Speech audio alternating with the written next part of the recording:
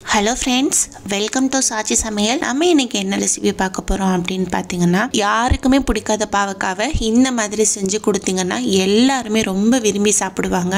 அந்த அளவுக்கு சுத்தமாக கசப்பே இல்லாமல் சூப்பரான டேஸ்ட்டில் இருக்கும். இப்போ வாங்க ரொம்பலாம் டைம் வேஸ்ட் பண்ணாமல் அந்த சூப்பரான டேஸ்டான பாவக்காய் வறுவல் எப்படி செய்யலாம் அப்படிங்கிறத நம்ம வீடியோக்குள்ளே போய் பார்க்கலாம். நான் இன்னைக்கு ஒரு 3 கிட்ட பாவக்காய் எடுத்திருக்கேன்.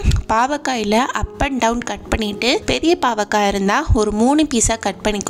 சின்ன பாவக்காயா இருந்தா ஒரு 2 பீஸ் கிட்ட கட் பண்ணிக்கோங்க. இந்த அளவுக்கு பீஸா கட் பண்ணிட்டு ஒரு பீஸை எடுத்து அதை 2ஆ கட் பண்ணி இந்த மாதிரி நல்ல ஸ்லைஸா பொடிசா இருக்கிற மாதிரி கட் பண்ணி எடுத்துக்கலாம். நல்ல மெல்லிசா கட் பண்ணும்போது பாவக்காய் நல்லா வறுத்து அதில் உள்ள கசப்பே இல்லாம நமக்கு போயிடும். இதே மாதிரி நான் எடுத்து வச்சிருக்கிற பாவக்காய் எல்லாத்தையுமே கட் பண்ணி எடுத்துக்கலாம். பாருங்க, சூப்பரா பார்க்கவே ரொம்ப அழகா இருக்கு கட் பண்ணது. இப்போ இதை எடுத்து ஒரு பவுல்ல சேர்த்துக்கலாம். அடுத்ததா இது கூடவே ஒரு 1/2 ஸ்பூன் அளவுக்கு மஞ்சள் தூளும் ஒரு ஸ்பூன் அளவுக்கு நைஸ் உப்பு இல்லைன்னா கல் உப்பு, இது ரெண்டுல எந்த உப்பு வேணாலும் சேர்த்துக்கலாம். அதை இதுல போட்டு நல்லா மிக்ஸ் பண்ணி விட்டுக்கலாம். இப்ப பாருங்க, சூப்பரா இது எல்லாமே நல்லா மிக்ஸ் ஆகி வந்துருச்சு.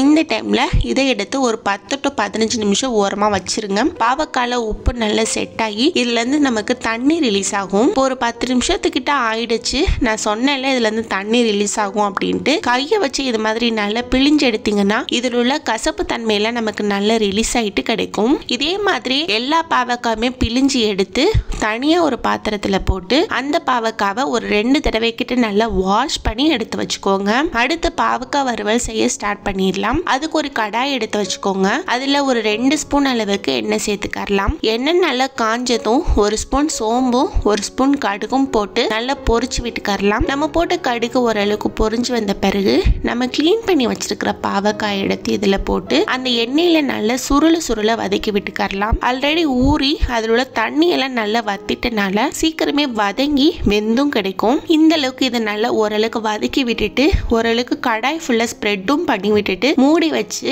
நல்ல சிம்ல வச்சு ஒரு 10 நிமிஷத்துக்கிட்ட விட்டுருங்க. பாவக்காய் சூப்பரா வதங்கி கிடைக்கும். இப்போ ஒரு 10 நிமிஷத்துக்கிட்ட ஆயிடுச்சு. ஓபன் பண்ணி பார்க்கலாம். பாவக்காய் நல்லா வறுத்து வெந்து வந்துருச்சு. இந்த டைம்ல இதை நல்லா மிக்ஸ் பண்ணி விட்டுட்டு இதுல ஒரு பெரிய சைஸ் அளவு வெங்காயமா எடுத்து நல்ல ஸ்லைஸா கட் பண்ணி வச்சிருக்கேன். அதை இதுல போட்டு அது கூட சேர்த்து நல்லா வதக்கி விட்டுக்கலாம். இந்த டைம்ல வெங்காயம் போட்டு செய்யும் போது நமக்கு பாவக்காயோட சேர்த்து சாப்பிட்றதுக்கு ரொம்ப சூப்பரான டேஸ்ட்ல இருக்கும். நீங்க வேணும்னா ட்ரை பண்ணி பாருங்க.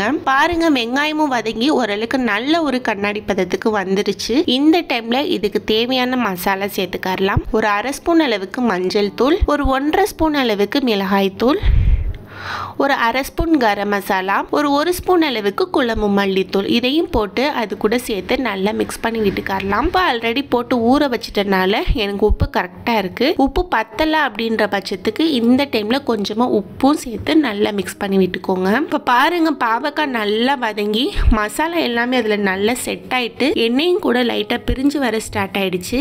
இந்த டைம்ல இதுல ஒரு 2 ஸ்பூன் அளவு கிட்ட ஃப்ரெஷ்ஷா துருவின தேங்காய் துருவல் எடுத்து வச்சிருக்கேன்.